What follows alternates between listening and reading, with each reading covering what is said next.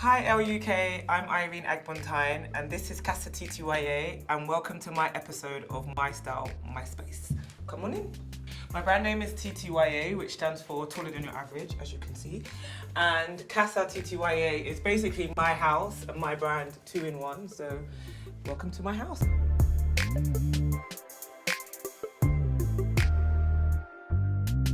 So this is the living room, welcome. So this is a 1930s house. It's 3 floors and it consists of 4 bedrooms for little old me, tall old me I should say.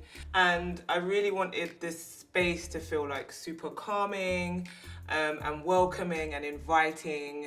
I'm Nigerian, I'm West African. And for any of my Nigerian sisters watching this, you'll probably know that sometimes our moms love to clutter. So I was quite traumatized. So for me, I really wanted my house to be like super simple, super chic and super minimal. For me, I kind of kept all the tones and the shapes quite consistent throughout the house. So on the walls, I've gone for a Lick Beige 04 and it's pretty much what I've used in this whole downstairs section of the house. I just felt like it really reflected the light really well. I think it makes the space feel super open and airy. I've gone for a super modular sofa and then my armchairs, which are Soho Home, give its own characteristics but fit within this space of coziness. So I'm sure a lot of people are obsessed with boucle like I am, but I think it's soft, it's cozy, it makes me feel cozy and it makes me feel like, okay, I want to have dinner and like really settle down and chill in this space. So something that I'm really proud of in this space is probably the fireplace. I based the design off an old Roman cathedral that I saw on Pinterest. Me and Pinterest guys, we're hand in hand. But it was based on an old cathedral and the staircases that came down from the cathedral, so I almost inverted them and then used them for the design. So when I moved in typical 1930s style, it had a proper like ironclad fireplace, which most people would say I was absolutely bonkers for getting rid of. But I think I wanted the space to feel a little bit more modern, so I still loved the aspect of having the fireplace here and having a feature. This within itself is its own art structure, so this is like the focal point of the room. So this is my wall of fame. This is a nice £1 charity shop find. I believe it's an old perfume spray bottle. For me, it was like, how do I incorporate little pockets of things that I like to find and layer that with like my key fashion pieces. So like got loads of really nice books here and we're able to incorporate things like I thrifted. So again, this is another like, Battersea car boot sale find. These cost me 25p. How great are these? I think they're like lamp shades, but I've just used them as little moments over here. I'd always wanted a full marble coffee table.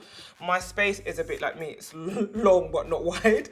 So I wanted it to feel like it incorporated the actual dimensions of the room and elongated the space. Where did I find this? I found this on Nest. And then this is a Nigerian board game called IO. Which I bought when I went home into Lagos, and it reminds me of being a kid because we used to play this all the time. So originally when I first moved in, this was the kitchen. This space that you see here now was the kitchen, so envision wall units, a bulky fridge. This was a wall. From the front of the house, I wanted to be able to see all the way through to the back.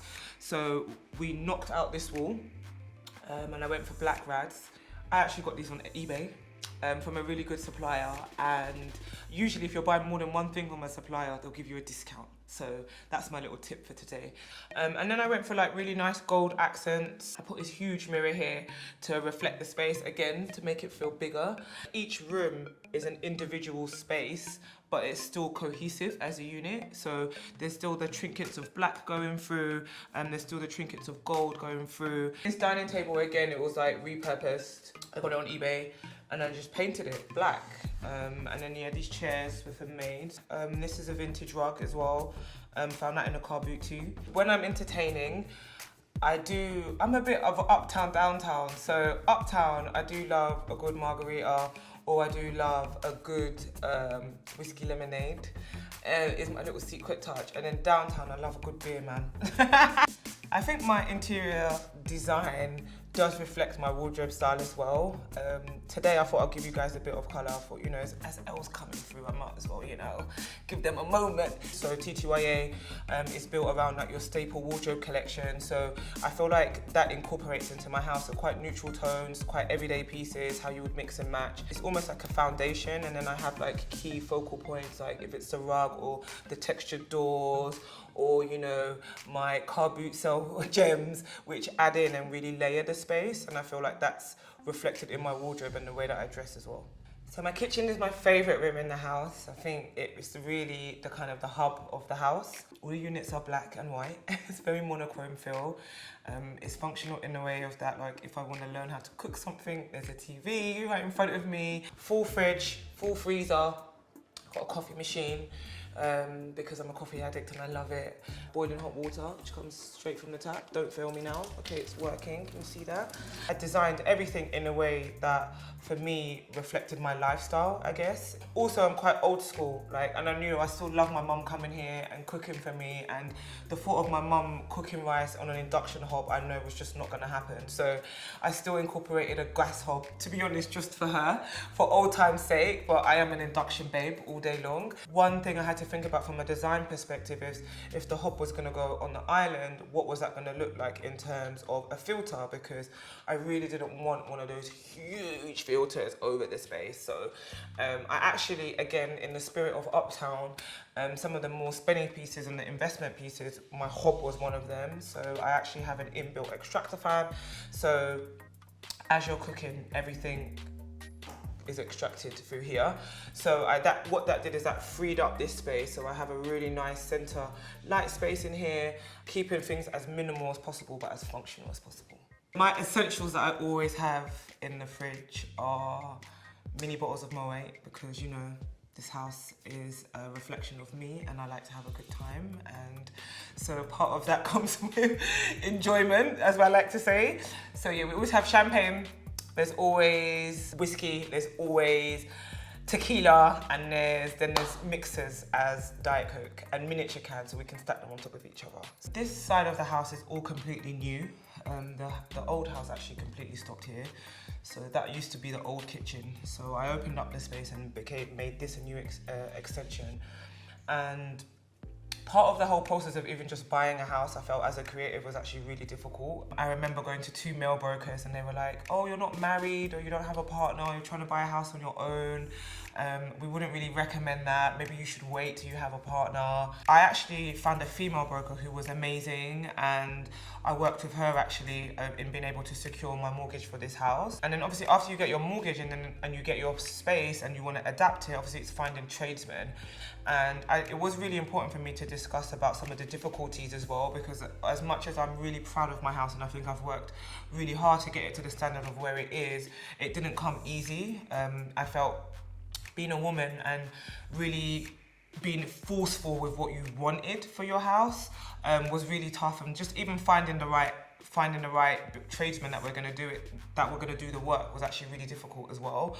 Often tradesmen would come, and like what they would quote when they get here and they see that you're a female on your own, all of a sudden it's like, oh, that price was just the base rate, we need to increase. Or although I physically wasn't doing it myself, I would always watch YouTube tutorials. I was obsessed. Like, I literally went down a rabbit hole and always wanted to know, okay, if they're gonna do this, how do they do it? So I always asked loads of questions, but also I wanted to be knowledgeable in what I was gonna ask the builder to do, so that I could actually confidently convey what it is I wanted them to do.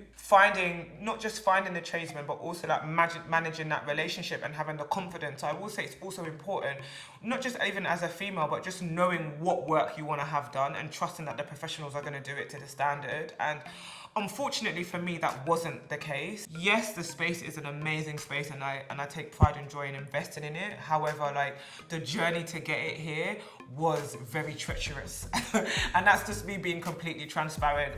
You know, just having confidence as well, and not being afraid to like ask your friends, ask family members what they paid, so that you know that for every quote that you're getting, you've got 3 or 4 other quotes to compare it to.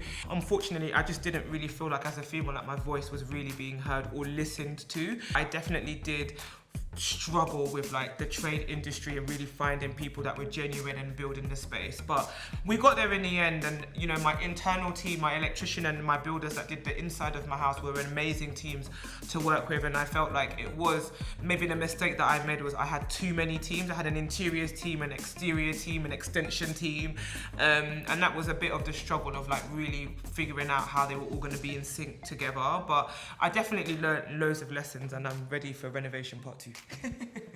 So one thing I love about the garden is the space. I have like, I put a fireplace in here for cozy nights, you know, again it's still on theme with the rest of the house. Hints of black, hints of neutral tones. So yeah, I'm a bit of a raver. So yeah, my garden was inspired a little bit by Ibiza. White plaster throughout. I worked with Skiddle on this fireplace, again for the cozy nights. I love having my nephews over and they love baking pizza, so we've got a little pizza burner here. A bit of a hosting space, but also like I wanted it to feel like I'm a bit on holiday. So I feel like I've nailed it. There's still bits I want to add to it, but I think it's a good starting palette. Thanks for hanging out with me, guys. Hope you've enjoyed my episode of My Style, My Space. See you soon.